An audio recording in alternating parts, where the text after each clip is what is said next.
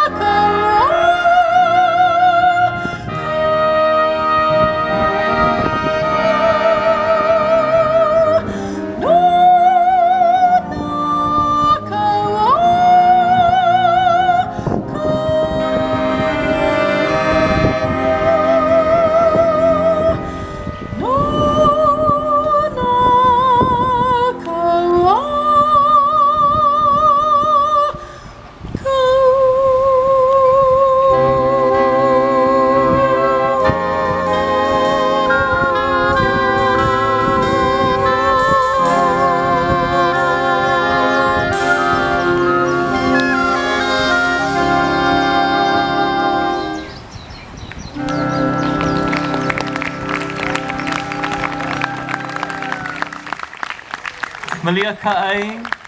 You heard featured on piccolo, Scott Villager, on bassoon, Phil Gottling, and on tenor saxophone, Alan Wan.